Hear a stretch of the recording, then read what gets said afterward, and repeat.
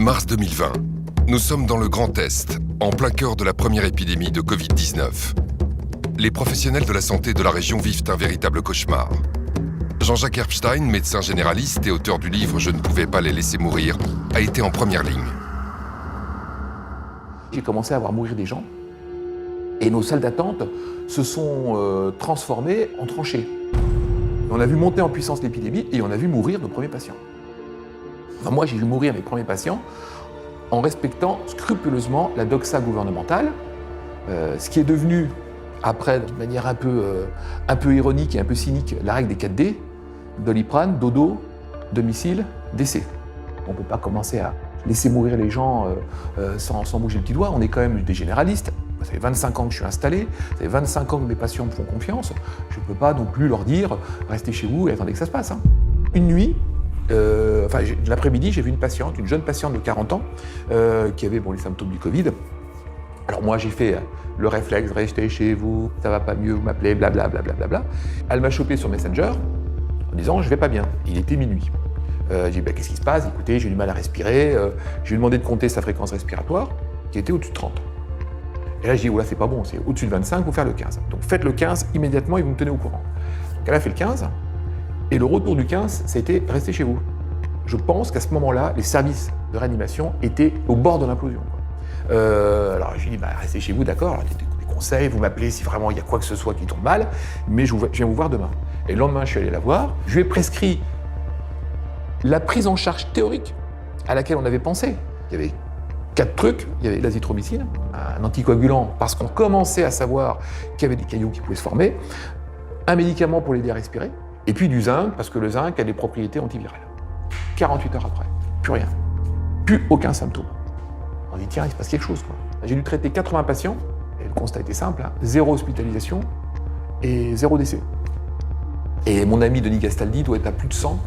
Enfin, on était 3 généralistes, on arrivait à pas loin de 200 patients traités par azithromycine avec des résultats qui étaient quand même drôlement encourageants. Et on a pu un décès et puis une hospitalisation. Le docteur Herbstein et ses collègues décident ensemble de publier une tribune dans l'Est républicain, un journal régional, dans le but de partager leurs observations prometteuses avec le plus grand nombre. Il y avait une urgence absolue. Enfin, les gens ils tombaient comme un gravelotte, ça mourait quand même un petit peu. On s'est rendu compte qu'on avait peut-être une solution. Pas la solution, mais une solution qui était devant nous. Donc on a été très prudents. Très prudents. Et c'est là que les problèmes sont arrivés. Le papier sort le dimanche de Pâques. Lundi de Pâques, c'est repris par le Parisien. Le mardi matin, 8h, coup de téléphone du président du Conseil de l'Ordre, en disant « Qu'est-ce que vous êtes en train de faire là ?» Et le président du Conseil de l'Ordre me dit « Maintenant, faites ce que vous voulez, mais vous arrêtez toute communication. » Malgré les vies sauvées, le docteur Herbstein se retrouve accusé par le Conseil de l'Ordre de ne pas avoir tenu compte des consignes gouvernementales. Le 9 juin 2020, malgré les résultats encourageants et l'efficacité observée de son protocole à base d'azithromycine et de zinc, la DGS, Direction Générale de la Santé, écrit un courrier à tous les médecins de France. Quand la DGS déconseille la prescription d'azithromycine, non seulement les prescripteurs comme nous ne comprennent pas, mais ce qui est terrible, c'est que le grand public ne comprend pas. Parce que le grand public qui a été traité par l'azithromycine avec succès, dit « Mais attendez, mais qu'est-ce qu'ils nous font là ?» Et pourtant, cette décision n'est rien en comparaison de ce qui s'est passé avec l'hydroxychloroquine, une autre molécule qui va se retrouver au cœur de la plus grande polémique et pour certains du plus grand scandale scientifique du XXIe siècle. Comment expliquer cette guerre complètement folle, complètement délirante contre l'hydroxychloroquine? A-t-on oui ou non laissé mourir des gens en les privant de solutions qui auraient pu leur sauver la vie? Ils sont nombreux dans le monde médical à en être convaincus. D'autant que, comme vous allez le découvrir, plusieurs traitements naturels ont montré d'excellents résultats contre la Covid-19 sans jamais trouver le moindre relais dans les médias, ni le moindre soutien de la part des instances de santé. Pour quelles raisons? Et dans l'intérêt de qui?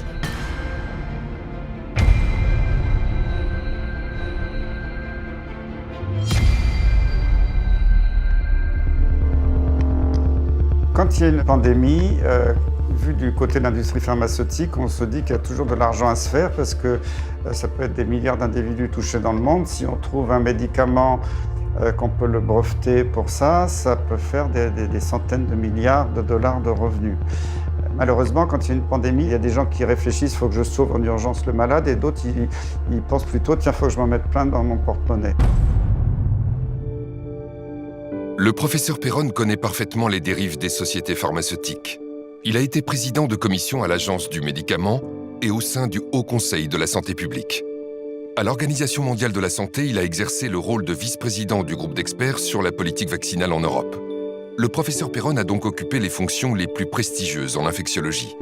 Mais il a toujours défendu les malades contre la pensée unique médicale. En 2017 déjà, il montait au créneau pour dénoncer le scandale lié à la maladie de Lyme. En France, aujourd'hui, il y a des centaines de milliers de gens dans grande souffrance qui sont rejetés par le système médical, qui sont paralysés. À l'échelle de l'Europe, c'est des millions. Oui. Et pendant ce temps-là, les autorités disent tout va bien. Donc c'est un vrai scandale sanitaire. Mais c'est vrai, c'est vrai. En 2020, il publie « Y a-t-il une erreur qu'ils n'ont pas commise ?» pour dénoncer notamment l'influence de l'industrie pharmaceutique dans sa tentative de diabolisation de l'hydroxychloroquine, commercialisée en France sous le nom de Plaquenil, un traitement ancien et bon marché qui a démontré très tôt une efficacité prometteuse contre le coronavirus. C'est le plus grand canular, malheureusement sinistre, de la médecine. On avait plein d'études qui montraient que ça marchait. Et il y a une espèce de coalition internationale, à la fois de Big Pharma, des présidents des sociétés savantes qui touchent beaucoup d'argent dans l'industrie pharmaceutique, de tout un tas de groupes d'experts qui étaient bourrés de conflits d'intérêts, qui ont passé leur temps à taper sur l'hydroxychloroquine. Et pour moi, c'est un scandale absolument énorme. L'histoire est hélas régulièrement ponctuée par de nombreux scandales sanitaires qui confirment que l'industrie pharmaceutique cherche avant tout la rentabilité financière sans considération pour la santé publique, souvent avec la complicité des agences sanitaires et de leurs experts en conflit d'intérêts. Le Vioxx, anti-inflammatoire prescrit pour les douleurs liées aux maladies articulaires, aurait provoqué 160 000 crises cardiaques et attaques cérébrales et 40 000 décès rien qu'aux États-Unis. Malgré les faits, les autorités sanitaires maintiennent le Vioxx sur le marché jusqu'à son retrait en 2004. Le Vioxx aurait rapporté à son laboratoire 12,5 milliards de dollars. Le scandale du Mediator aura lui aussi contribué à révéler les dérives et l'avidité de l'industrie pharmaceutique. Entre 1976 et 2010, le laboratoire Servier commercialise ce coupe-faim dont les effets secondaires pourtant connus par le laboratoire ont coûté la vie à des milliers de patients. L'agence du médicament a fermé les yeux et ce scandale l'a conduite à changer de nom. De l'AFSAPS, elle est devenue l'ANSM. Lors de l'épidémie de grippe H1N1 en 2009, la France a dépensé plus de 100 millions d'euros pour acheter du Tamiflu, un médicament inefficace et toxique qui avait été interdit au Japon après avoir été soupçonné de causer la mort d'enfants et d'adolescents. Nouveau traitement, vaccin. Pour l'industrie pharmaceutique, le coronavirus représente une opportunité commerciale sans précédent. Alors que des laboratoires comme AbbVie ou encore Gilead tentent de positionner leurs médicaments sur le marché du coronavirus, un homme va venir chambouler les projets commerciaux de Big Pharma. Son nom, Didier Raoult. Considéré dans le monde comme un des plus grands spécialistes des maladies infectieuses, le professeur Didier Raoult dirige l'IHU Méditerranée Infection à Marseille, un pôle 100% indépendant de l'industrie pharmaceutique et au rayonnement mondial dans le domaine des maladies infectieuses. Au début de l'année 2020, le professeur Didier Raoult et son équipe de chercheurs épluchent les récentes données des scientifiques chinois qui mettent en avant l'efficacité d'un traitement à base d'hydroxychloroquine. Des études contestées bruyamment par certains experts français. Que des gens qui n'ont jamais traité une infection à coronavirus aient une opinion sur les gens qui ont 20 essais en cours et pour lesquels les éléments ont été suffisants pour que le gouvernement et tous les experts chinois, c'est des experts qui corrélent au coronavirus, hein, pas que sur le papier, c'est leur métier, hein, prennent une position officielle en disant maintenant il faut traiter avec de la chloroquine les infections à coronavirus, c'est déraisonnable de dire écoutez, les Chinois on s'en fiche. Là est venue la première étude de Didier Raoult, qui avait des contacts en Chine, qui connaissait tout ça, et qui a commencé à faire une étude. Au début, c'était sur 24 malades, un petit nombre de patients. Cette étude, déjà, elle montrait qu'il se passait quelque chose. Alors, elle a été contestée, 24 malades, c'est rien du tout. Après, il en a mis 80, après, il en a mis 1500, puis 3500. Et là, on a continué à dire, mais ce que fait Raoult, c'est n'importe quoi. Alors que le traitement du professeur Raoult à base d'hydroxychloroquine semble faire ses preuves sur les malades de la Covid-19, les autorités sanitaires françaises, ainsi que de nombreux experts, se montrent étrangement réticents. Nous avons en France la chance d'avoir le meilleur scientifique français reconnu sur la scène internationale, le plus grand chercheur. Bon, je ne dis pas, et lui non plus ne le dit pas. D'ailleurs, vous avez procédé à son interview où il a répondu avec beaucoup de modestie il y a quelques jours de cela, que c'est la solution, qu'il y a un remède absolu à ça. En France, pendant que l'utilisation de l'hydroxychloroquine divise et suscite une controverse démesurée, à l'étranger, beaucoup de pays l'utilisent, avec succès. Très rapidement, le gouvernement italien a parfaitement réagi, les experts italiens aussi. Ils ont dit à tous les généralistes en Italie, donnez l'hydroxychloroquine. On a vu la chute de la létalité. Au Portugal, dès le début, ils ont dit aux médecins, donnez la chloroquine. La létalité était très faible, inférieure à 5%. La Grèce, c'était magnifique, ils ont une létalité très faible, ils ont donné la chloroquine à tout le monde.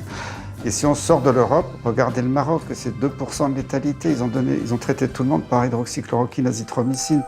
Et pourtant, malgré ces données prometteuses, le ministre de la Santé, Olivier Véran, fait une annonce qui va faire l'effet d'une bombe auprès de tous les médecins français.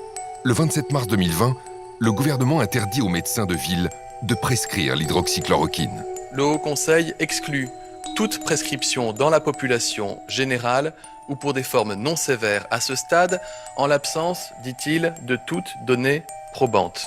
Faisons confiance à nos chercheurs. Quand l'hydroxychloroquine a été interdite, j'ai été profondément choqué parce que les publications scientifiques montraient que ça marchait, l'expérience de tous les médecins montrait que ça marchait, les médecins de ville avaient commencé à l'utiliser, ça marchait. Et le décret a été rendu en urgence après un avis du Haut Conseil de la Santé publique.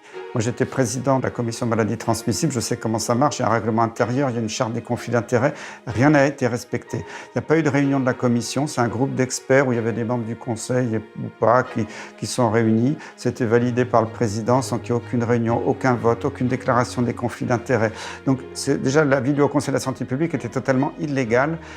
Et le ministre s'est appuyé là-dessus pour passer un décret en urgence qui était un scandale absolu en France, c'est qu'on a laissé crever les gens. On a interdit aux médecins généralistes qui s'étaient mobilisés pour sauver les gens de traiter les gens. La France est le seul pays au monde à avoir interdit par les médecins l'utilisation de l'hydroxychloroquine, ce qui était pour moi un scandale d'État. Sur la forme, je trouve ça mais scandaleux. On n'a pas à empêcher un médecin de prescrire un traitement, sauf si jamais il y a des preuves dans un sens de nocivité. C'est la première fois qu'on empêche un médecin de prescrire. Mais pas n'importe quel médecin, des généralistes. Parce qu'à l'hôpital, tout le monde a fait une hydroxychloroquine. Il n'y a que nous, les généralistes, qu'on a complètement muselés. C'est un scandale très très grave sur le plan de notre santé, de notre système de santé. D'abord, on a fait pire que ça. On a même conseillé aux malades de ne pas aller voir leur médecin.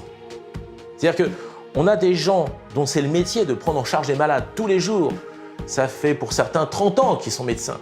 Et tout d'un coup, on dit à leurs malades, surtout n'allez pas voir votre médecin. Et puis ensuite, on nous explique qu'on a fait 10 ans d'études, mais qu'on n'est pas capable de déterminer si un patient peut ou ne peut pas prendre de l'hydroxychloroquine.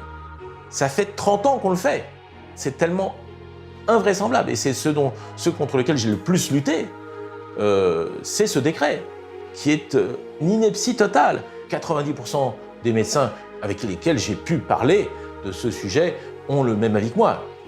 Parce que ce sont pour la plupart des médecins généralistes, par ailleurs. Donc ils se sentent réellement exclus du système. On n'a pas tenu compte de l'avis des médecins, parce que les médecins généralistes, ils l'ont bien vu au début, ils ne donnaient pas l'hydroxychloroquine, ils ont envoyé beaucoup de gens en réanimation à l'hôpital.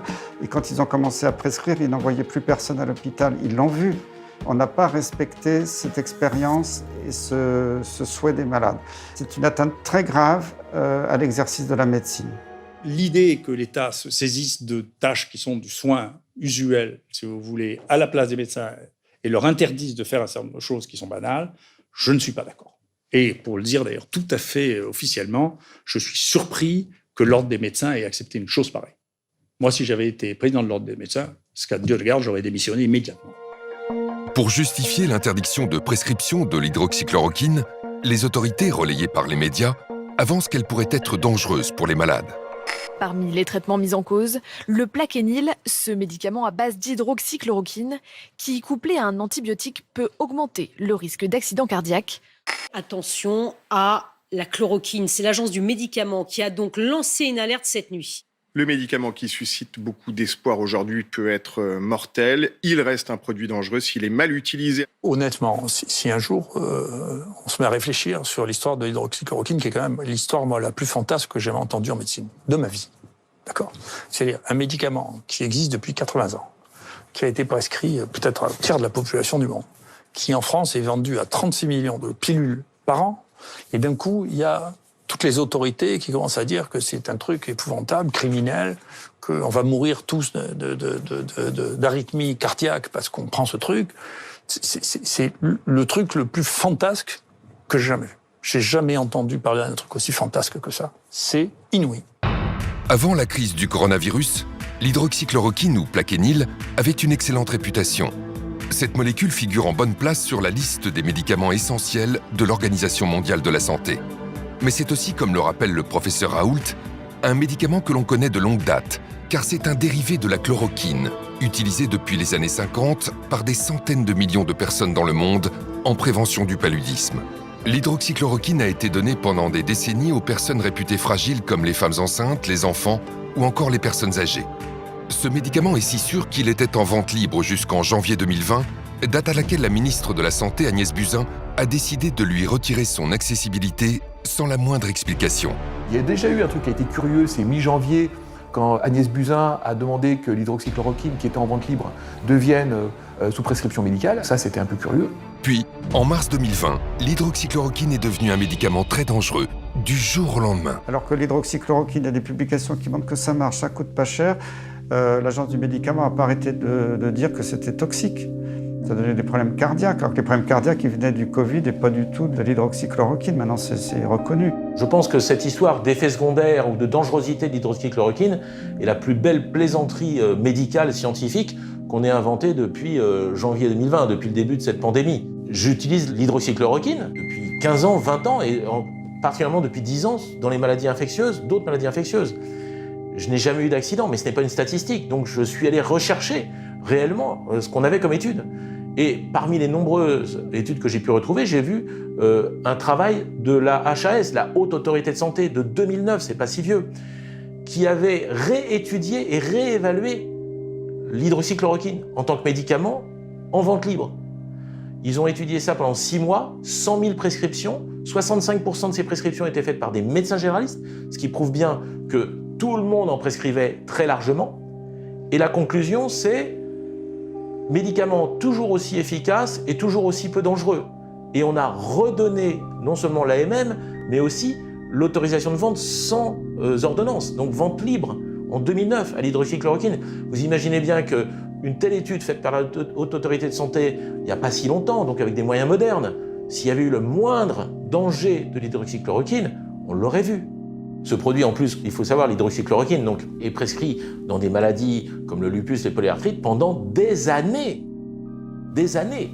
C'est pas 10 jours. Là, contre le coronavirus, il s'agissait d'un traitement de 10 jours. Donc vraiment, on s'est moqué de nous. Y a-t-il eu une forme de complot contre la chloroquine, un vieux médicament générique qui ne rapporte rien à l'industrie pharmaceutique ? Ce qui s'est passé avec le scandale du Lancet nous donne peut-être la réponse.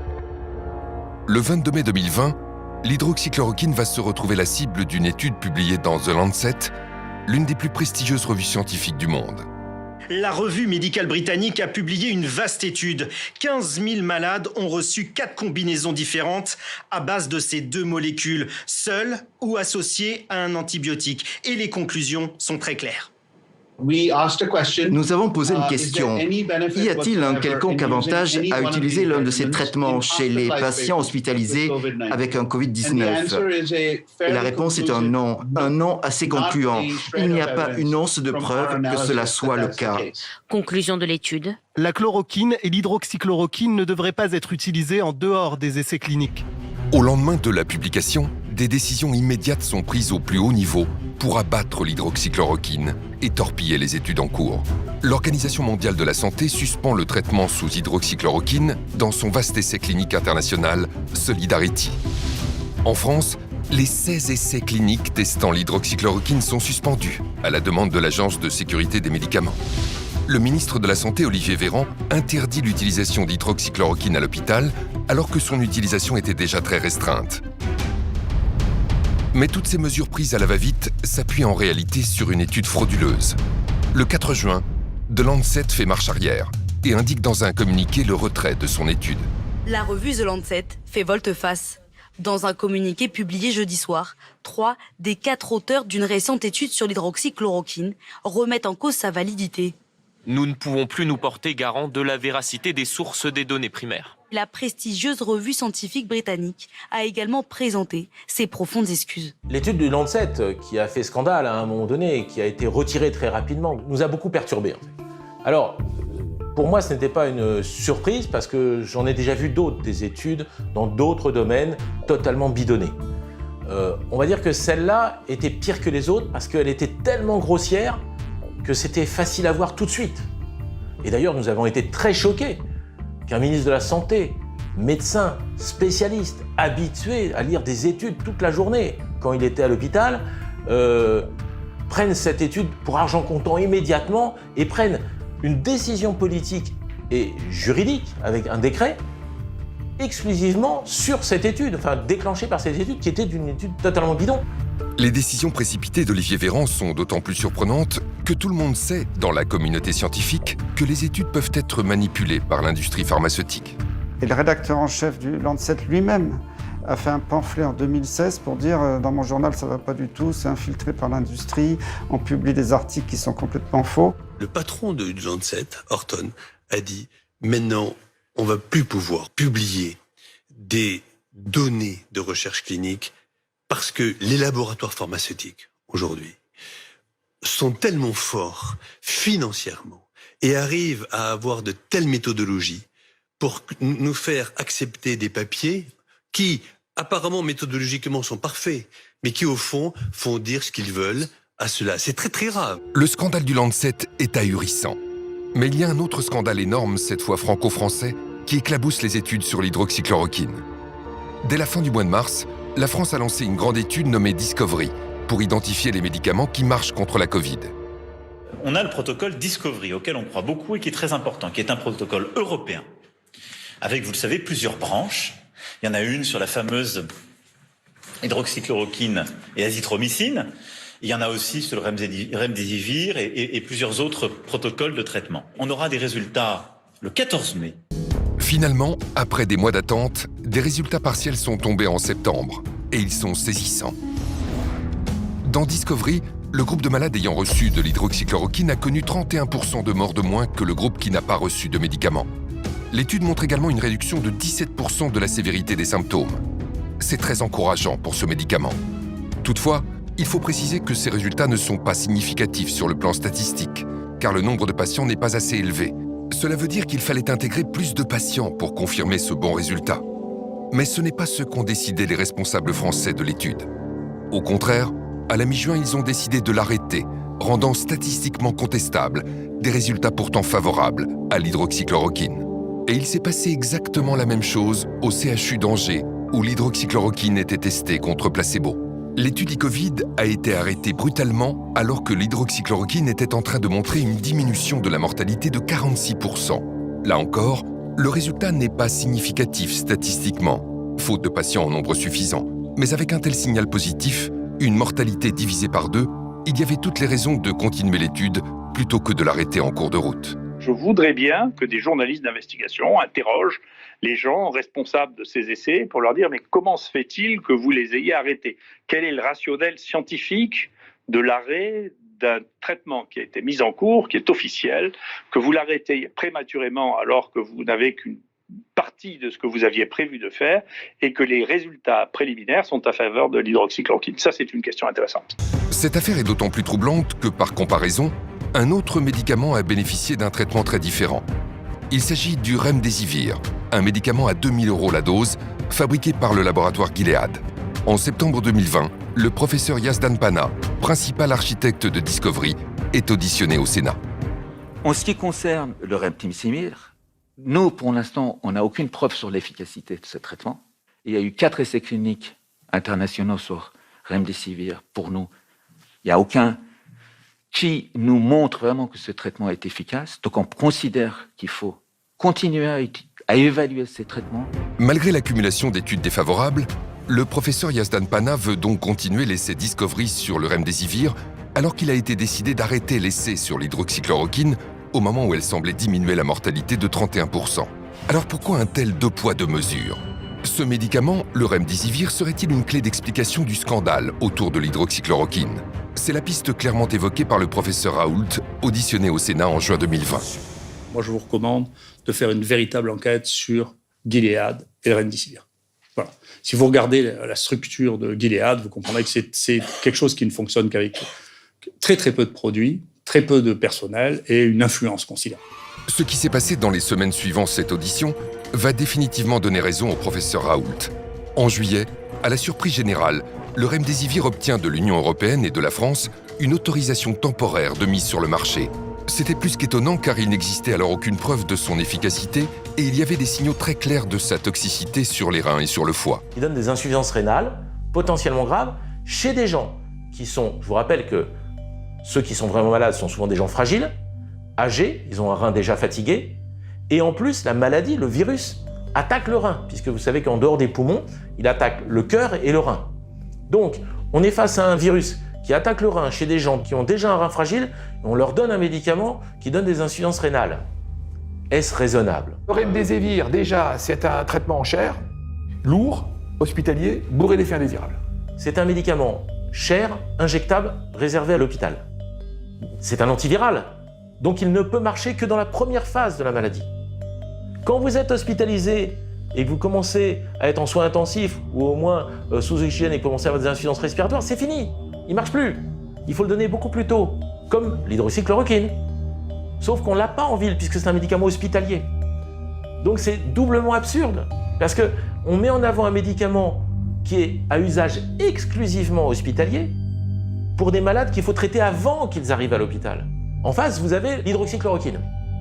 L'hydroxychloroquine, on la connaît depuis 30 ans. On connaît tous ses effets secondaires, on n'a aucune inconnue sur cette molécule, et elle coûte 4 €. Vous êtes ministre de la Santé, vous décidez d'essayer lequel ? Celui que vous ne connaissez pas, qui vaut entre 2 000 et 4 000 €, celui que vous connaissez parfaitement et qui vaut 4 €. Voilà ce que je pense du remdesivir.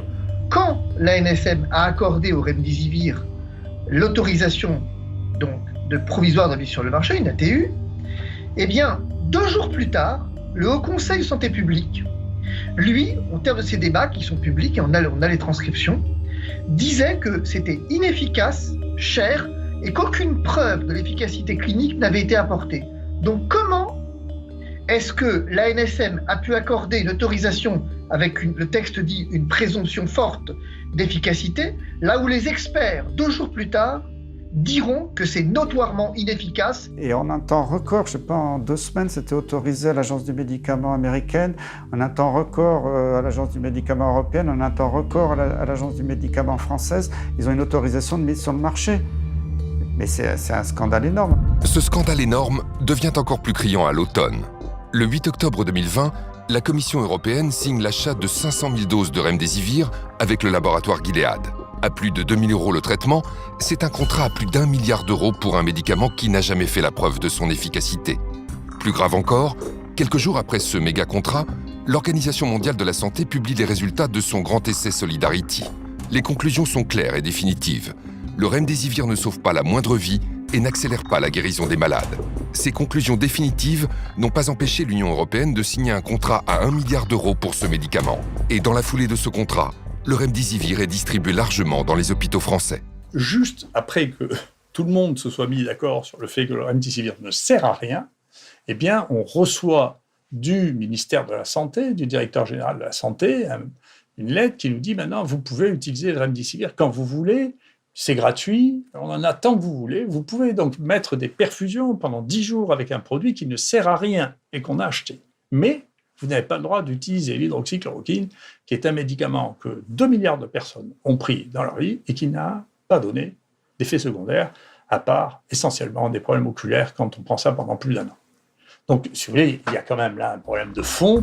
C'est particulièrement choquant parce qu'au même moment, l'Agence du médicament a refusé à nouveau d'autoriser l'hydroxychloroquine en France.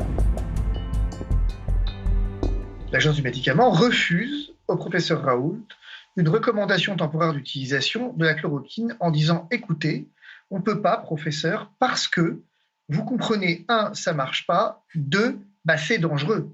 C'est même très dangereux, la chloroquine. » Sauf que cette même agence du médicament avait 2 mois auparavant, 3 mois auparavant, au mois de juillet, accordé une autorisation, cette fois-ci temporaire d'utilisation, au remdesivir, qui lui était notoirement inefficace, et je vais y venir, et effectivement spécialement dangereux. Qu'est-ce que ça cache? Qu'est-ce que ça cache? Tous les scandales de santé publique commencent comme ça. Ce refus d'autoriser l'hydroxychloroquine est d'autant plus choquant qu'à la fin du mois d'octobre, les preuves scientifiques sont désormais massivement favorables à ce traitement.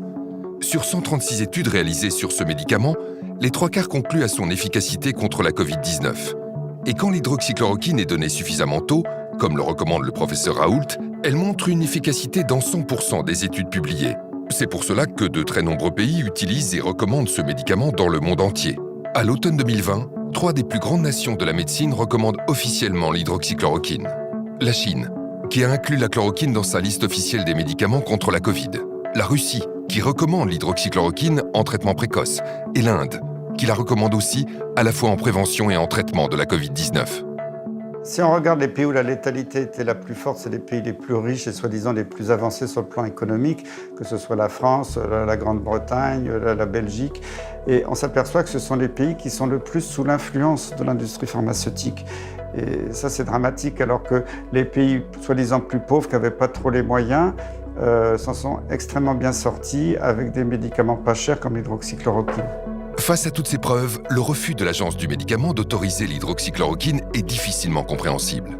Quelle indécence de la part de la NSM de venir dire que la chloroquine n'a pas de présomption simple d'efficacité, là où le remdesivir avait, lui, une présomption forte d'efficacité. Nous sommes dans un mensonge d'État. Le parquet de Paris devra ouvrir une information judiciaire pour savoir pourquoi est-ce que finalement, depuis le départ, la chloroquine est à ce point décriée et pourquoi est-ce que le remdesivir, dont l'efficacité a été reconnue comme nulle, c'est pas moi qui le dis, le professeur Combe dit effectivement efficacité clinique nulle et il dit « je suis désolé d'être aussi dur », 2 jours après que la NSM ait accordé cette autorisation d'utilisation. Donc qu'est-ce que ça cache?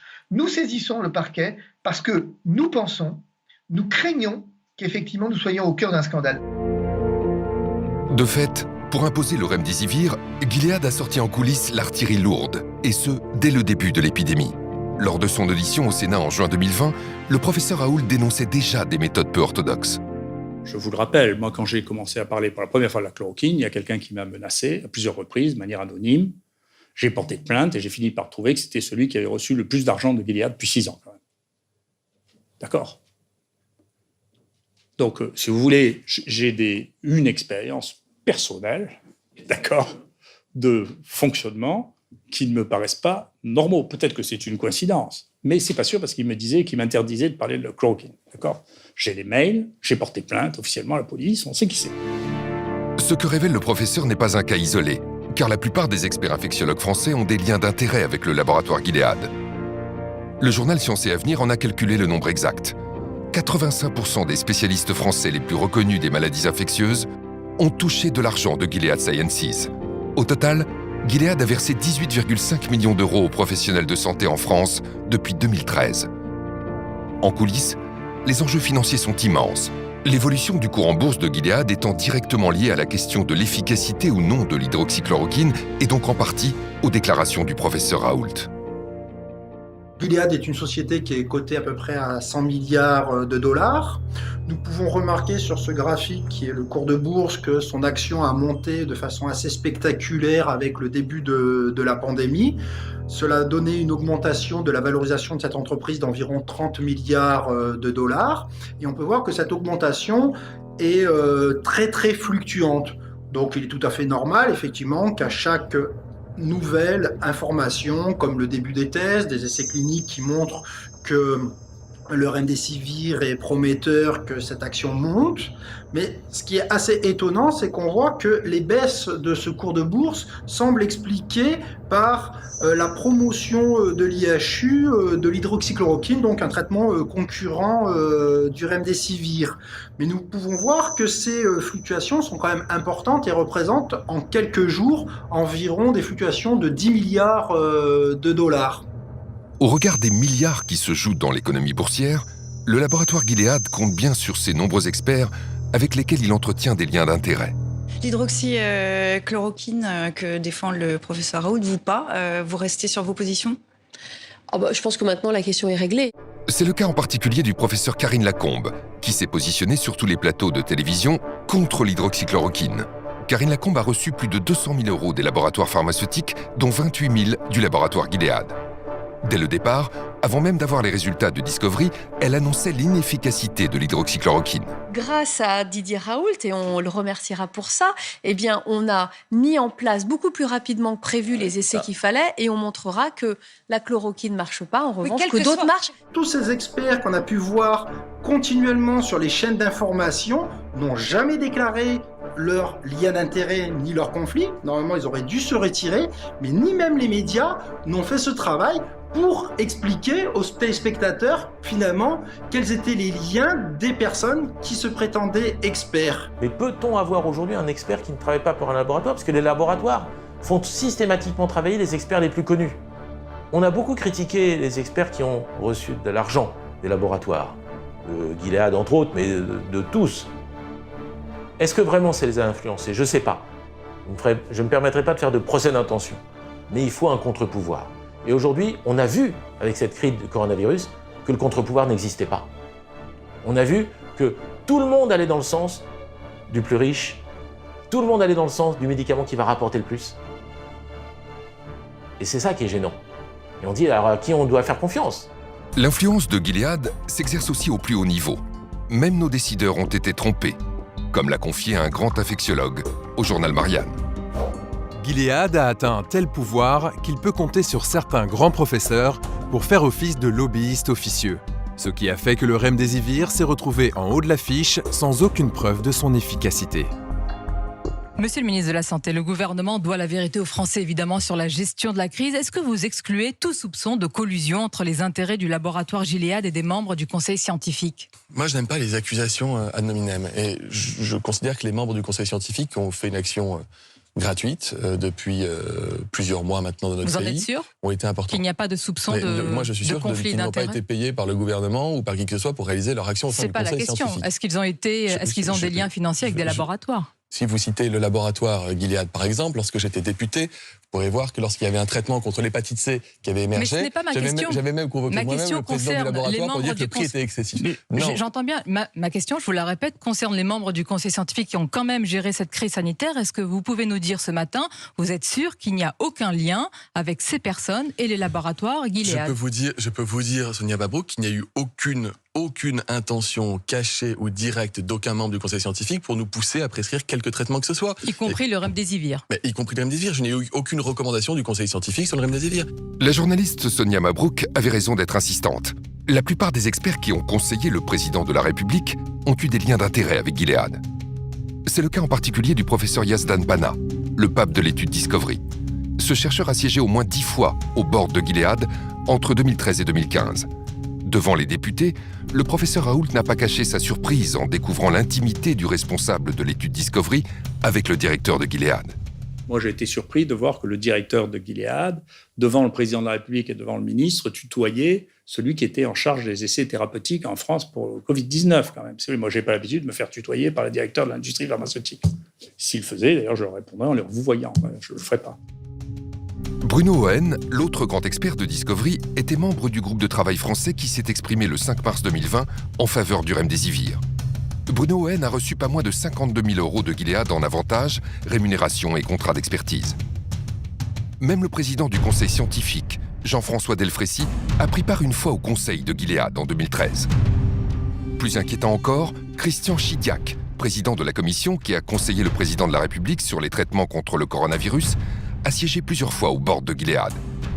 Selon le professeur Raoult, c'est cet homme qui a influé pour que le Premier ministre empêche les médecins hospitaliers de prescrire librement l'hydroxychloroquine aux malades de la Covid-19. Ce qui est en train de sauter aux yeux de la population, c'est qu'à propos de l'hydroxychloroquine, on est en train de dévoiler au grand jour toutes les magouilles de l'industrie pharmaceutique pour promouvoir des médicaments très chers et pouvoir occuper les marchés. En effet, pendant que l'hydroxychloroquine était diabolisée, d'autres molécules efficaces ont été purement et simplement ignorées. C'est le cas de vieux médicaments qui ne sont plus sous brevet, comme la colchicine, l'ivermectine et la fluvoxamine.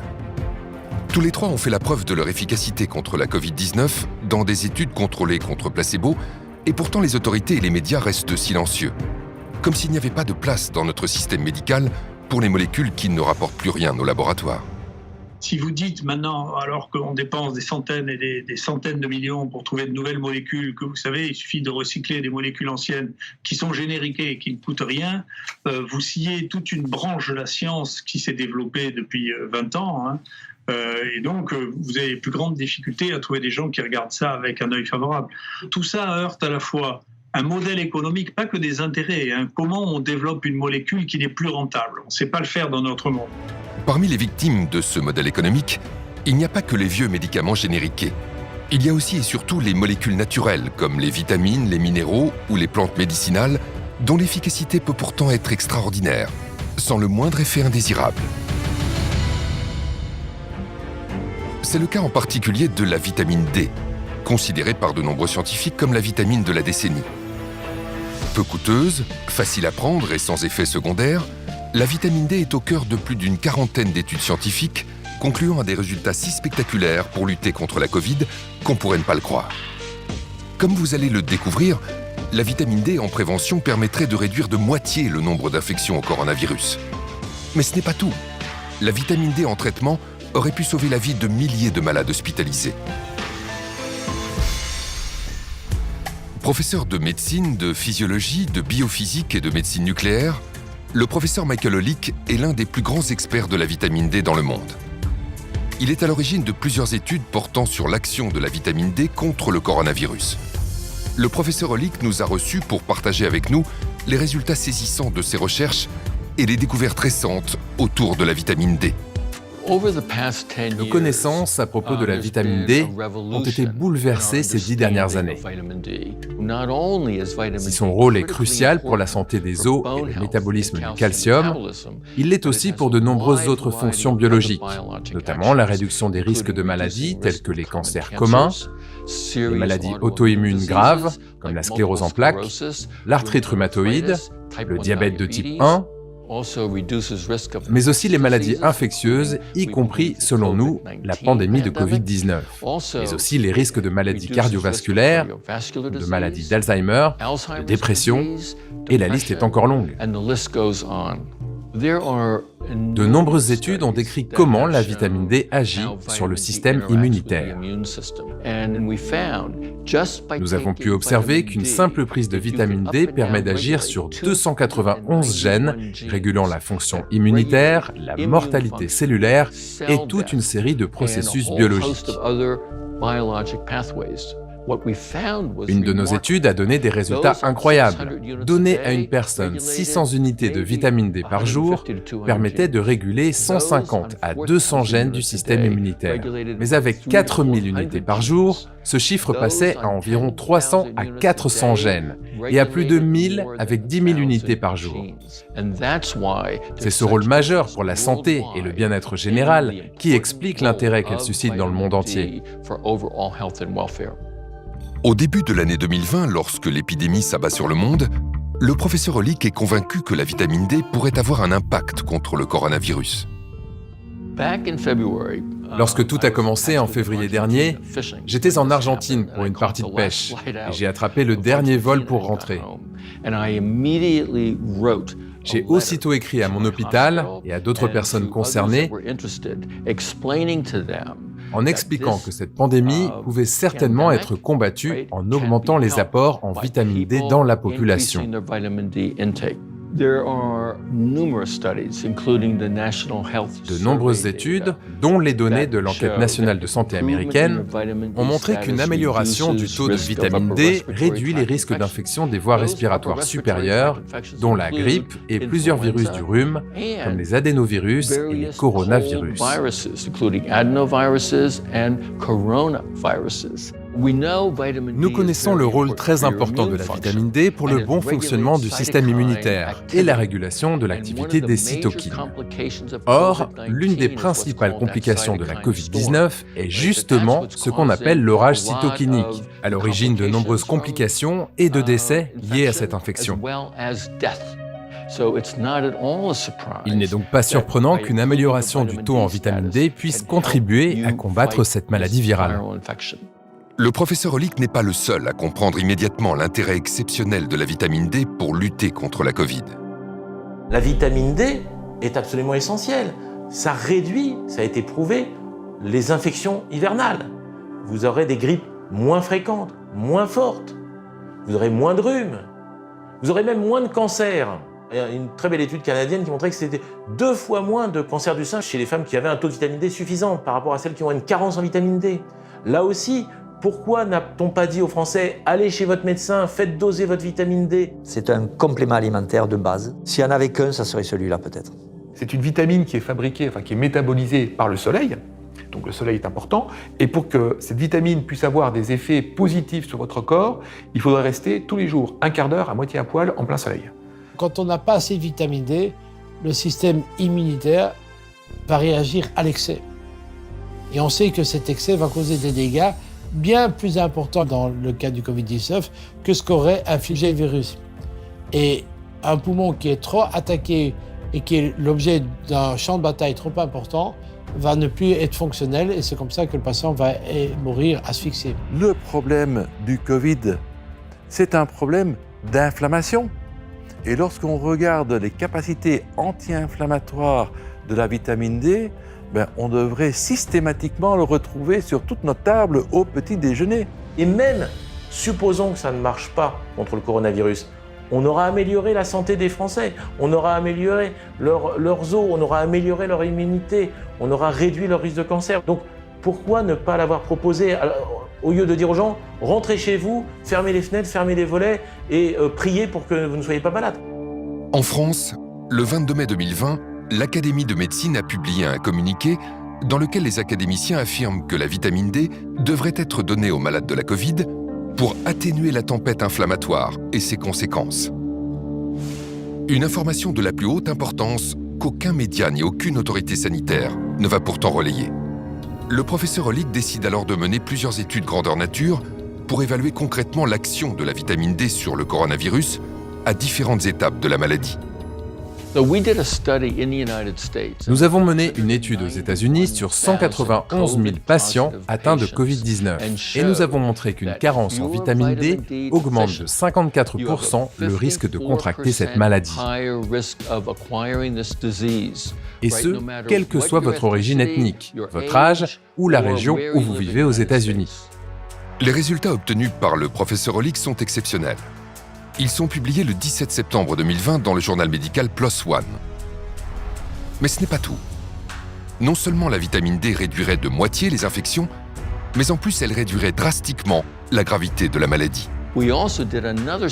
Parallèlement, nous avons mené une autre étude pour déterminer si les patients hospitalisés pour des infections sévères présentaient ou non des risques accrus de complications et de décès en cas de carence en vitamine D. Et nous avons découvert qu'au-delà de 40 ans, les personnes ayant une carence en vitamine D présentaient un risque létal à 50% supérieur et qu'elles développaient beaucoup plus de complications liées à la maladie. Le professeur Hollick parle bien d'une baisse de moitié du nombre de morts avec de bons taux de vitamine D, ce qui est un résultat exceptionnel. Cela peut paraître difficile à croire, mais ces chiffres ont été confirmés par plus de 40 études internationales. Si l'on met en regard les personnes ayant pris ou non une supplémentation en vitamine D et ayant été contaminés, et que l'on analyse l'impact de la vitamine D sur la réduction des risques de complications ou de décès et les données scientifiques publiées, eh bien, il en ressort que cette vitamine pourrait diminuer de 40 à 50% les formes sévères de l'infection et le risque létal.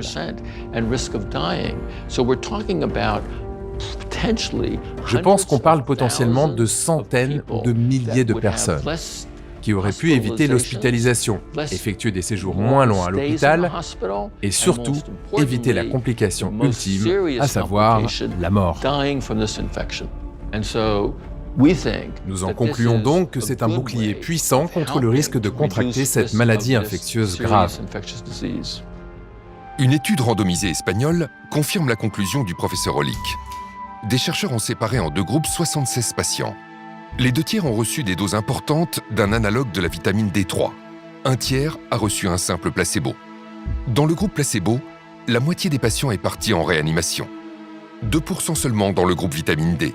Mieux, tandis que 8% du groupe placebo sont décédés, on ne déplore aucun mort chez les patients du groupe vitamine D.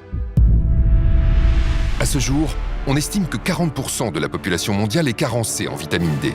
80% en France. Parmi les plus touchés, les personnes âgées. Plusieurs études en France et dans le monde prouvent que la vitamine D réduit le risque d'infection et de décès. C'est ce qui a été observé dans un EHPAD frappé par le virus lors de la première vague. La vitamine D a protégé les malades. On a observé en fait que les résidents qui avaient été supplémentés en vitamine D récemment, en fait dans les 30 derniers jours avant l'infection, eh bien, avaient une survie qui était 90% supérieure aux résidents qui avaient reçu de la supplémentation en vitamine D plus ancienne. Je pense que les maisons de retraite devraient en prendre conscience et administrer systématiquement de la vitamine D à leurs résidents. Nous savons qu'ils sont susceptibles d'être à risque de carence en vitamine D et qu'ils courent un risque très élevé de contracter cette infection et d'en mourir. Aux États-Unis, j'ai recommandé d'administrer immédiatement 50 000 unités de vitamine D. Le message du professeur Hollick n'a toujours pas été entendu. Seule l'Angleterre a finalement décidé à l'automne 2020 de distribuer gratuitement une supplémentation en vitamine D à 2 millions de personnes âgées et vulnérables dans l'espoir de réduire leur risque de développer une forme grave de Covid-19. En France, comme dans d'autres pays, le silence des autorités est assourdissant. Quand on dit que la vitamine D peut aider à combattre cette maladie, cela soulève des interrogations. Les médecins connaissent le lien entre la vitamine D, le rachitisme et la santé osseuse, voire même peut-être l'ostéoporose chez la femme. Mais ils sortent rarement des sentiers battus. Ils ne savent pas qu'il existe une littérature impressionnante démontrant que les récepteurs de vitamine D sont présents dans le système immunitaire et qu'ils ne sont pas là pour rien. Mais le sujet mobilise peu. Il est peu exploité par les fabricants de médicaments, par les professionnels de la santé ou par les responsables de la santé publique, qui sont censés s'occuper du bien-être de la population. J'espère donc vraiment que nos études et celles qui sont en train d'être publiées finiront par attirer l'attention. La vitamine D n'est pas le seul remède étrangement oublié face à la Covid-19. Pour se défendre efficacement contre cette maladie, notre corps a également besoin d'oligo-éléments. Parmi les plus importants, on trouve le zinc. Indispensable pour un bon fonctionnement du système immunitaire, le zinc a démontré une action incontestable pour enrayer le processus viral du coronavirus. C'est un oligo-élément qui est fondamental. Il intervient quand même dans 200 réactions chimiques dans le corps, en boostant les hormones, en boostant des enzymes. Donc c'est un truc qui est très important, le zinc. Le zinc est un métal indispensable pour que les cellules se divisent normalement. Donc s'il n'y a pas de zinc, les cellules ne savent pas se diviser, on ne sait pas renouveler les cellules. Donc le zinc est indispensable pour la cicatrisation, il est indispensable pour la régénération de l'intestin. Il est indispensable pour la réponse immunitaire. Le zinc a été considéré comme le nutriment le plus essentiel au système immunitaire et sa carence dans le monde est responsable de plusieurs centaines de milliers de morts. Le zinc, en plus, on a des études qui montrent que ça marche sur le coronavirus. Si vous donnez une certaine quantité de zinc en aigu, vous avez une meilleure défense contre le virus. Mais évidemment, vous n'allez pas attendre d'être infecté pour prendre du zinc. Mais vous avez des dizaines d'études sur l'intérêt du zinc comme stimulant immunitaire pour réduire le risque d'infection virale.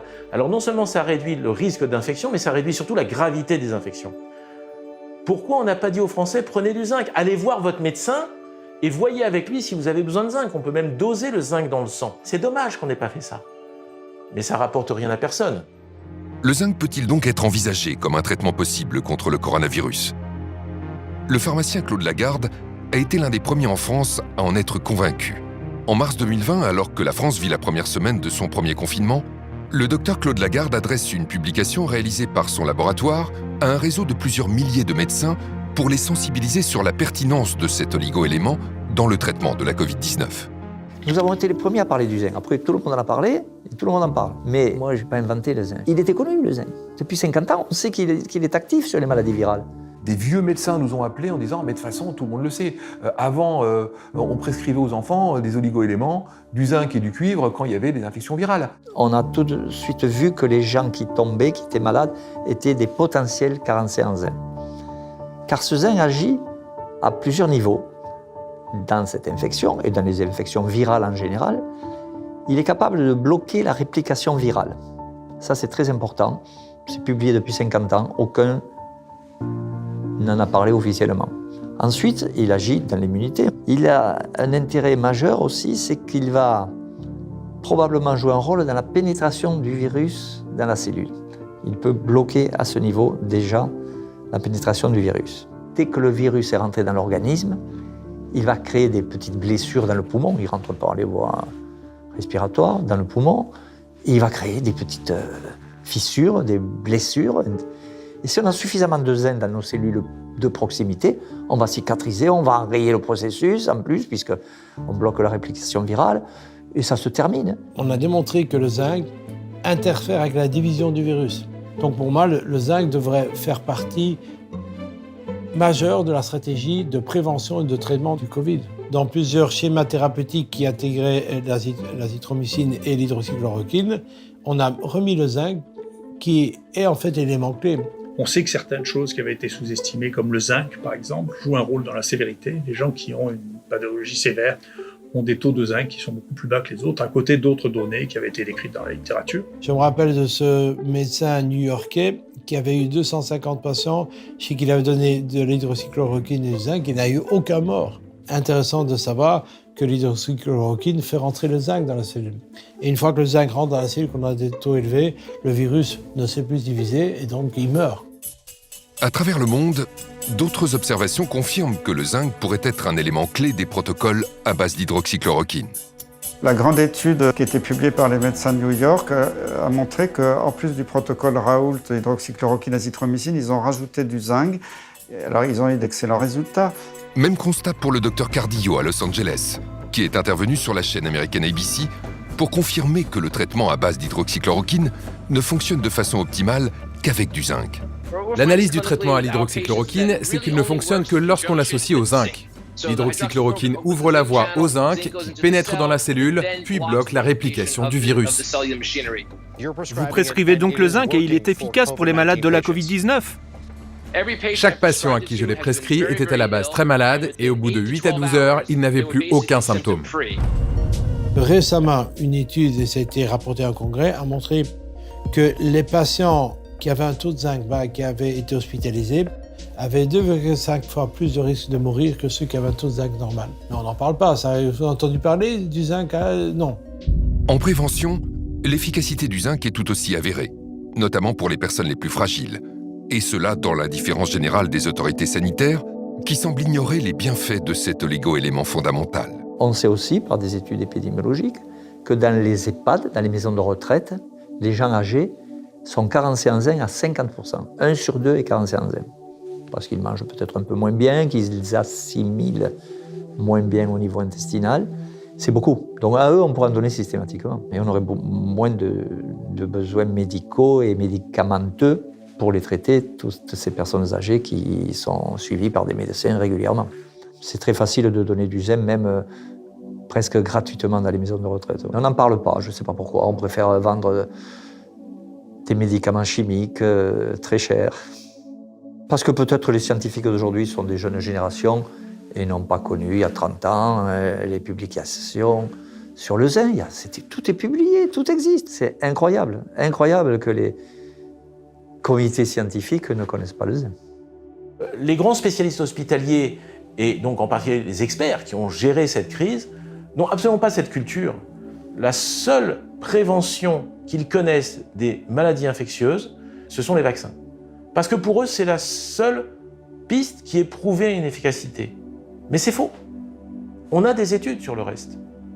Mais elles ne sont pas assez puissantes ou elles ne concernent pas un médicament bien précis. Donc, ils ne veulent pas le prescrire. Une autre molécule naturelle a obtenu des effets impressionnants pour soigner les patients gravement atteints par le coronavirus. La vitamine C. Les injections de vitamine C ont démontré, études scientifiques à l'appui, une réelle efficacité contre les infections respiratoires et sur les patients victimes de septicémie.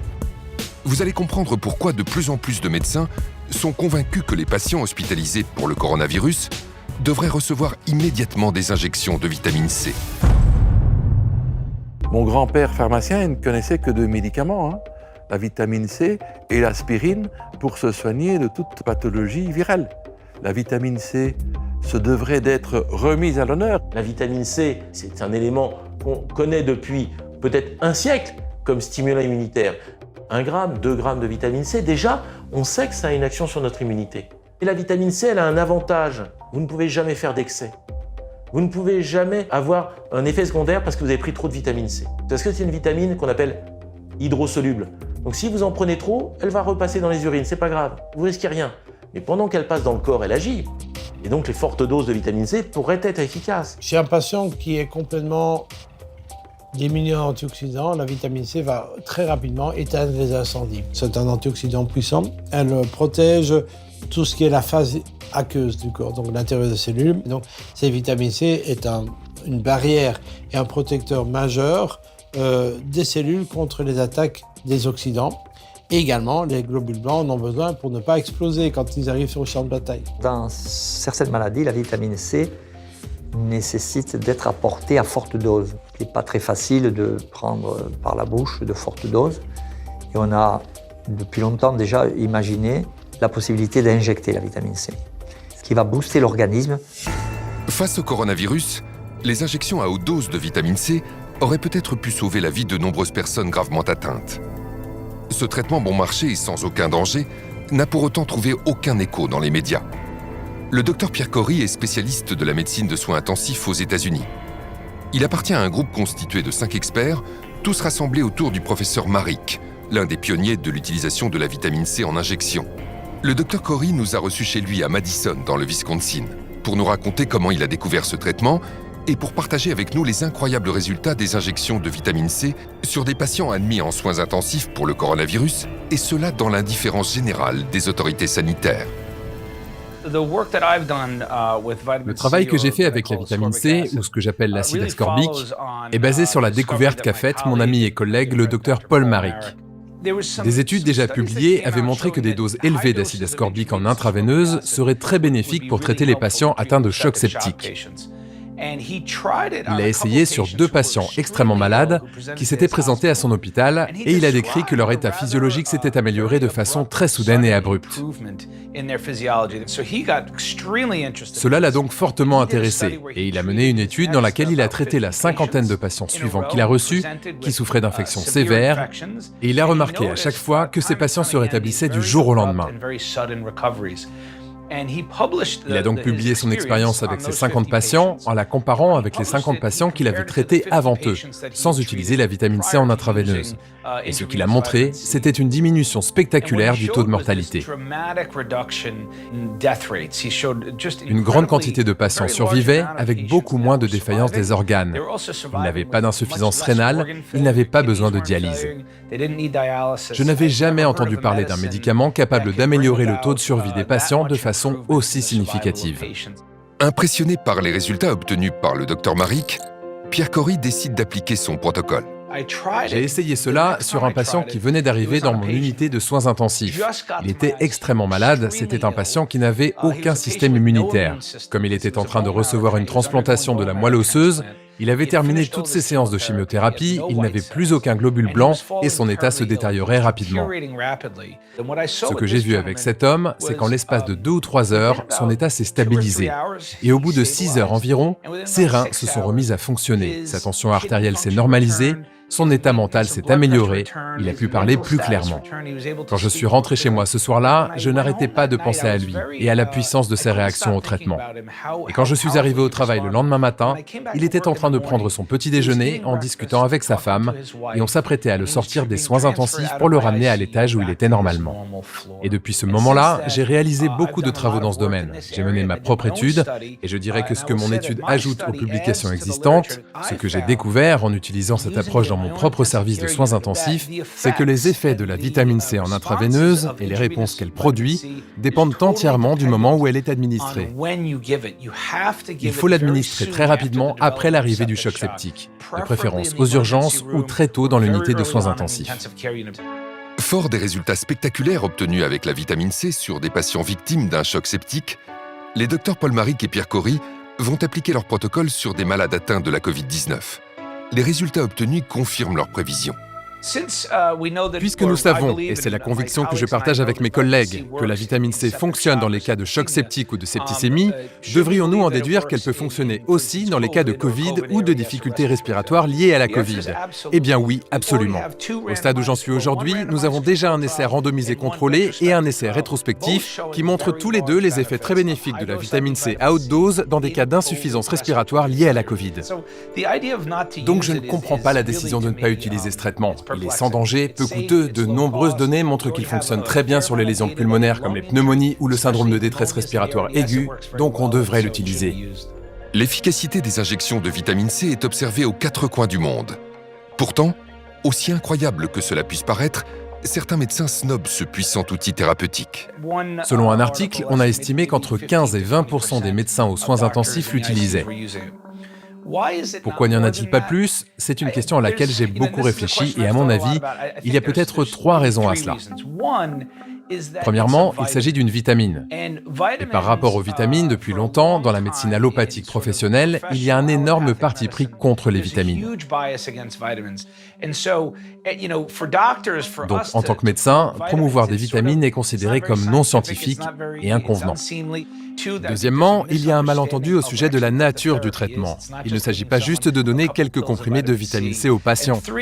Et troisièmement, il y a cette obsession de faire des essais randomisés contrôlés pour apporter des preuves définitives. Et ce qui me tue vraiment, c'est que ces essais existent et démontrent que la vitamine C en intraveineuse a eu des effets bénéfiques sur le taux de survie. Et malgré cela, les médecins continuent de ne pas l'utiliser, parce que l'essai est trop modeste, parce qu'il faut en faire un plus grand, etc. Ce parti pris influence énormément la façon d'interpréter des données pourtant scientifiques. Si le zinc, la vitamine C ou encore la vitamine D ont démontré qu'ils étaient de réels traitements pour les malades du coronavirus, ils sont aussi, comme d'autres micronutriments essentiels, d'une incroyable efficacité en prévention pour améliorer nos défenses immunitaires. Car plus notre terrain est solide, moins le virus est dangereux. J'ai toujours aimé la formule de Béchamp, le microbe n'est rien, le terrain est tout. Il n'y a pas un exemple plus beau que la Covid-19 pour illustrer cette phrase. Parce que vous vous rendez compte quand même que le même virus va, chez certains, donner rien, aucun symptôme. Les gens font l'infection sans strictement aucun symptôme, ils ne le savent pas, et d'autres meurent. C'est le même virus.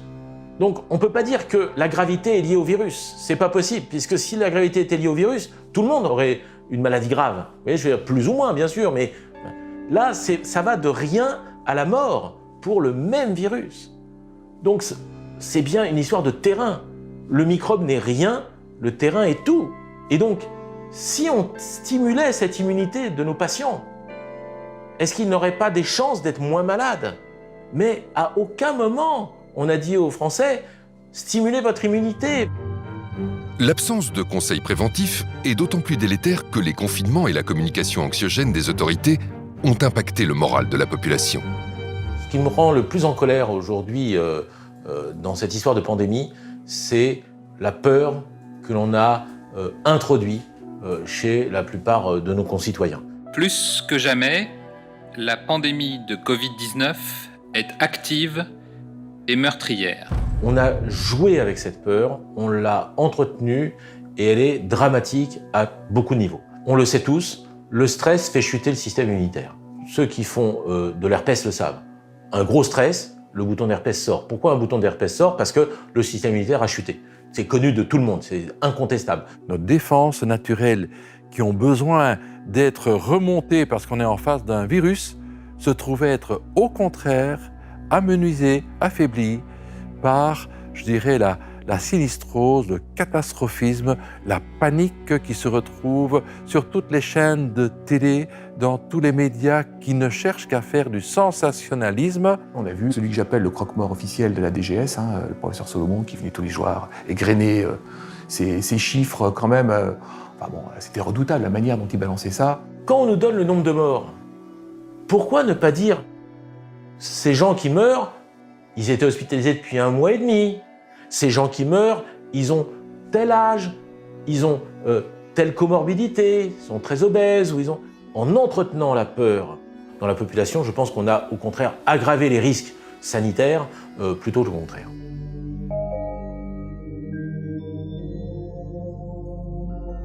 Le stress est une agression psychologique, une peur, ou alors elle est chronique parce qu'on pense tous les jours à ce problème de virus. Et le stress met en branle des mécanismes de réponse aux agressions qui a tendance à nous carencer en certains micronutriments, en certaines molécules de la vie. Vous voyez ? Donc le stress concourt à nous carencer en magnésium, en zinc, en d'autres substances minérales essentiellement, mais il nous carence parce qu'il hyperconsomme certains nutriments. Donc si on n'a pas apporté l'équivalent tous les jours dans son alimentation, le stress va nous vider petit à petit de certaines réserves. Stress, isolement, manque de soleil, l'immunité de la population déjà fragilisée n'a en plus pas pu bénéficier de la part des autorités sanitaires de conseils avisés sur les gestes préventifs simples qui lui auraient permis d'optimiser ses défenses naturelles. Le professeur Toussaint l'a très clairement dit dans plusieurs de ses interventions. Interdire aux gens de sortir et leur interdire de faire du sport est une aberration scientifique.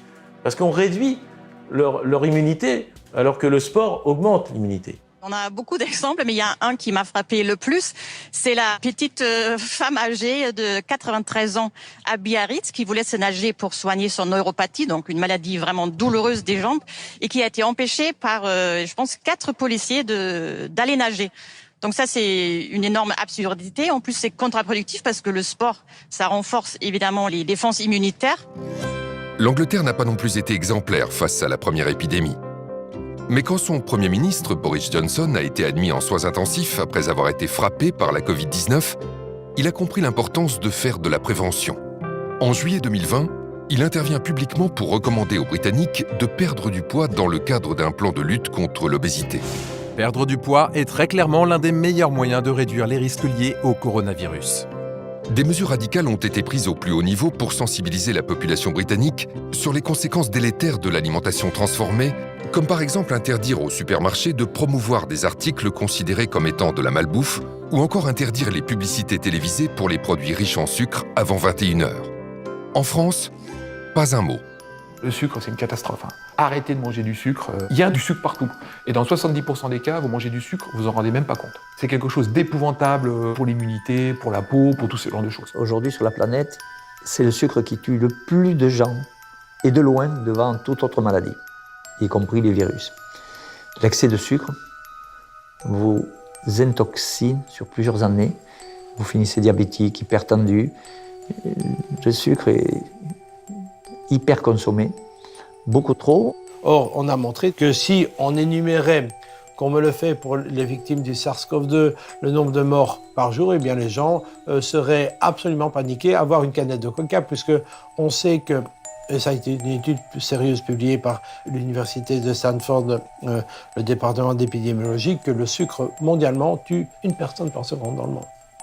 1 personne par seconde dans le monde. Et bon, donc ça fait plusieurs liés par jour. Hein.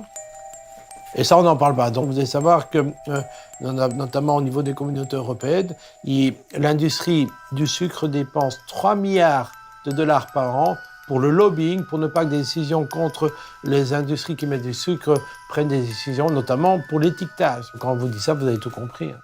Face au coronavirus, une bonne hygiène alimentaire peut faire toute la différence. C'est ce que le docteur Assim Malhotra a déclaré dans le journal European Scientist. Le grand public doit être informé immédiatement qu'il lui faut réduire le sucre, les glucides transformés et la malbouffe, et se mettre à consommer des produits bruts, riches en légumes, fruits, noix, graines, avec beaucoup de protéines, de légumineuses, de poissons, viande, œufs, pour améliorer sa santé en quelques semaines et l'aider à se protéger contre le nouveau coronavirus. Pourquoi ne conseille-t-on pas aux gens de se prémunir, de leur donner des conseils alimentaires pour prévenir des désordres et des pathologies? Eh bien, je pense tout simplement parce que dans les études de médecine, on n'apprend pas la santé aux futurs médecins. On leur apprend à faire des beaux diagnostics en s'aidant d'explorations coûteuses, souvent des radios, des analyses de laboratoire, des scanners, etc. Et on arrive à des diagnostics, mais avec un diagnostic, on a un traitement dont le médecin, il pense que son rôle, c'est de diagnostiquer et de traiter, alors qu'il devrait être la première personne qui s'occupe de prévention. 400 ans avant notre ère, Hippocrate, le père de la médecine, disait que ton alimentation soit ta première médecine. Depuis, la biologie et la technologie sont passées par là et ont permis d'observer que chaque rouage du système immunitaire fonctionne grâce à des nutriments particuliers que notre alimentation est censée nous apporter. Ainsi, armé avec de bonnes munitions, notre système immunitaire dispose de l'arsenal idéal pour combattre une multitude de menaces telles que les bactéries, les champignons, les parasites ou encore les virus. Puisque l'intestin contient 60% de nos cellules immunitaires, vous comprenez bien que l'alimentation joue un rôle majeur sur notre immunité. Seulement de nos jours, l'alimentation est souvent trop riche en calories et trop faible en nutriments essentiels, même lorsque l'alimentation est équilibrée. C'est pourquoi pour de plus en plus de professionnels de la santé, la micronutrition apparaît comme une solution préventive particulièrement efficace contre les virus. Notre organisme est une véritable usine chimique qui fabrique des hormones, des anticorps, des quantités de molécules, des tissus, du muscle, des organes. Donc, tout se fait par de la chimie interne, ce qu'on appelle la biochimie. Et cette biochimie nécessite des substances que nous devons manger absolument. Donc protéines, acides aminés, acides gras polyinsaturés, vitamines, toutes les vitamines, oligo-éléments, qui sont des catalyseurs. Sans eux, les milliards de réactions chimiques dans l'organisme ne peuvent pas bien se réaliser. La micronutrition, c'est un moyen de restaurer le bon fonctionnement de l'organisme. C'est d'apporter donc des nutriments à l'état de trace, parce que c'est micronutriments pour corriger ces défaillances. La plupart de mes patients ont des carences sévères en oméga 3, des carences en sélénium, en vitamine D. Je me rappelle de ce patient qui a un cancer du pancréas, qui est venu me voir parce qu'il est désespéré, parce que, en fait, quand on vous dit que vous n'avez plus que pour 3 mois à vivre, soit vous acceptez, vous allez faire votre testament, soit vous essayez de voir s'il n'y a pas une alternative. Et ce patient, à qui on aurait dit vous êtes inopérable, a voulu quand même faire autre chose. Son bilan nutritionnel était catastrophique, on l'a corrigé. Il a pu, avant une chimiothérapie, la tumeur a régressé, on a pu l'opérer et il est en rémission complète. Et donc l'approche est très efficace lorsque vous adressez le patient comme personne unique et que vous envisagez tous les nutriments et que vous corrigez de manière personnalisée. Et quand vous faites ça, vous avez des résultats remarquables. La situation des maisons de retraite, ou comme vous appelez en France EHPAD, est assez révélatrice et caricaturale de la situation de société. Les personnes âgées, en moyenne plus de 80 ans, ont été les premières victimes et restent les premières victimes de cette infection à virus SARS-CoV-2 Covid-19, ce qui est révélateur de leur état micronutritionnel détestable et complètement carencé. On a des moyens efficaces qui sont de corriger le taux de vitamine D, le taux de zinc, le taux d'antioxydants. Et c'est ça qui est un peu interpellant. Pourquoi, alors que cela est connu, est-ce qu'on ne le propose pas aux patients ? Cette omerta s'exerce également sur les nombreuses autres solutions naturelles à notre disposition. C'est le cas notamment des traitements fondés sur les extraits de plantes et les principes actifs naturels, plus communément appelés la phytothérapie. La plupart des médicaments ont été aspirés à partir des plantes.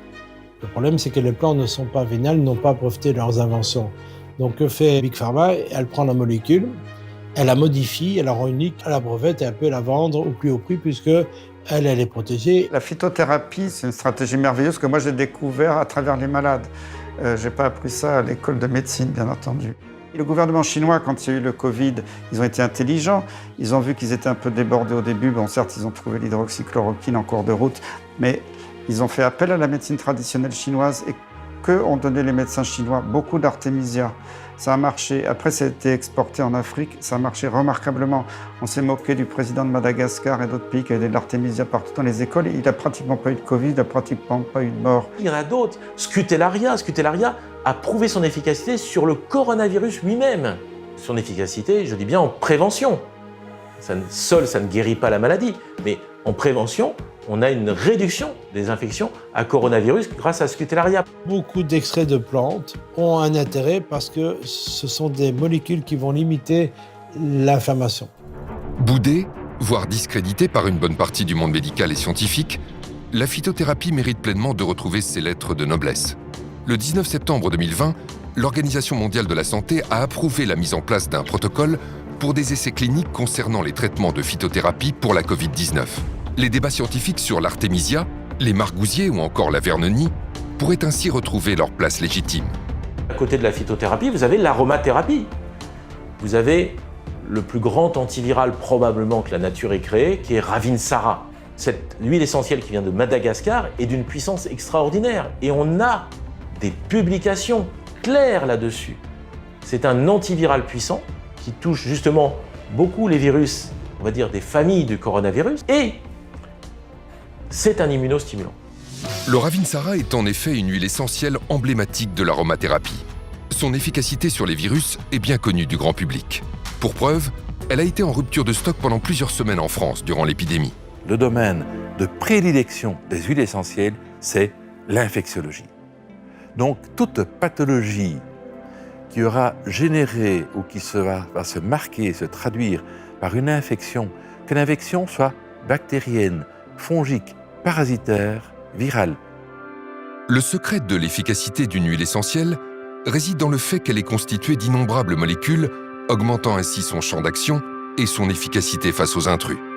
Cette spécificité fait de l'aromathérapie une discipline très prometteuse pour résoudre l'un des défis sanitaires majeurs des années à venir, l'antibiorésistance. Selon l'OMS, d'ici 2030, les antibiotiques ne seront plus efficaces sur bon nombre de bactéries, avec des conséquences catastrophiques pour notre santé. Dans le monde, on parle de plus de 500 000 décès rattachés à ce phénomène d'antibiorésistance. C'est un défi incroyable pour le monde pharmaceutique qui n'est plus parvenu, sur ces 15 dernières années, à créer un nouvel antibiotique innovant qui aurait pu détruire le microbe. Et il n'y a pas de réponse actuelle. Si, il y en a une, bien sûr. En mélangeant une huile essentielle avec un antibiotique, on rend à l'antibiotique son efficacité sur le microbe qui lui résistait précédemment, parce que l'huile essentielle a été ouvrir des portes dans le biofilm dans lequel le microbe se sentait réfugié comme entouré d'un rempart. Et c'est ça que l'huile essentielle offre. Maintenant, l'huile essentielle choisie a elle-même une activité antibactérienne qui lui permet de ne pas être simplement un ouvre-porte à l'antibiotique. Les mécanismes d'action des huiles essentielles sont nombreux, ce qui en fait des armes particulièrement utiles contre les nouvelles menaces comme le coronavirus. Chaque classe de molécules composant les huiles essentielles peut avoir une activité différente sur le virus. On va par exemple détruire l'enveloppe du virus et le virus forcément va mourir. On peut attaquer son ADN, son ARN et donc forcément provoquer la mort du virus. On peut aussi empêcher que le virus n'adhère à la paroi de la cellule pour pénétrer la cellule et créer la pathologie. Pourtant, malgré toutes ces actions avérées pour faire face aux microbes et aux virus, l'aromathérapie est régulièrement discréditée dans les médias, particulièrement durant l'épidémie de coronavirus. Pourquoi un tel discrédit alors que dès 2008, on savait qu'une huile essentielle, le laurier noble, avait une activité in vitro contre le virus SARS-CoV, responsable de l'épidémie de SRAS en 2003.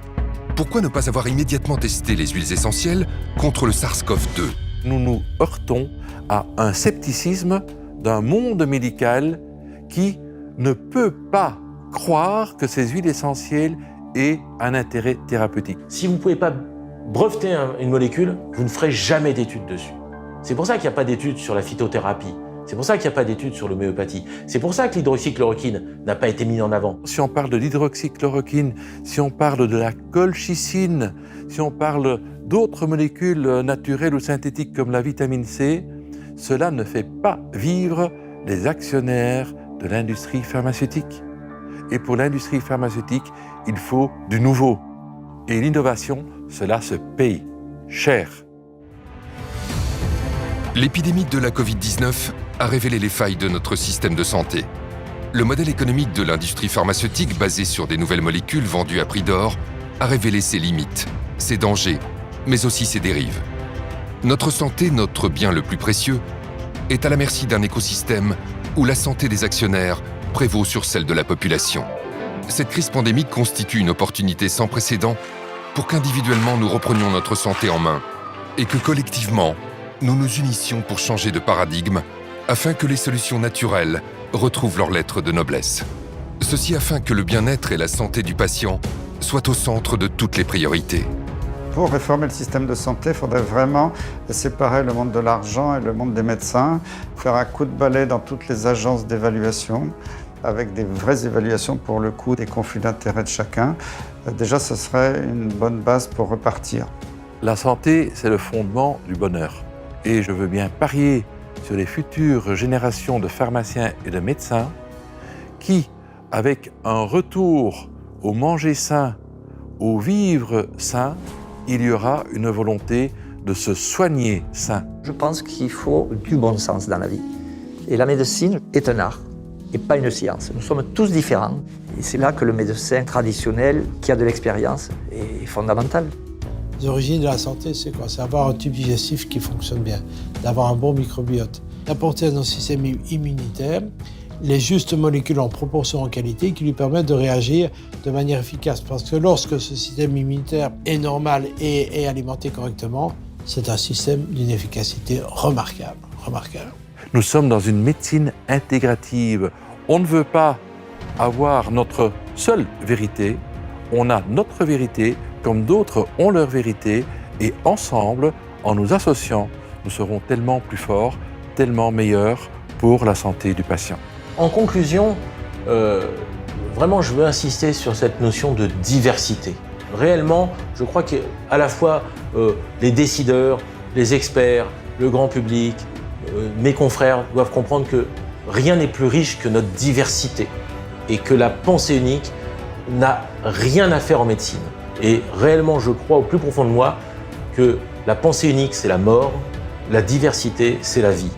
Donc je veux vraiment que tous ensemble, on choisisse la vie.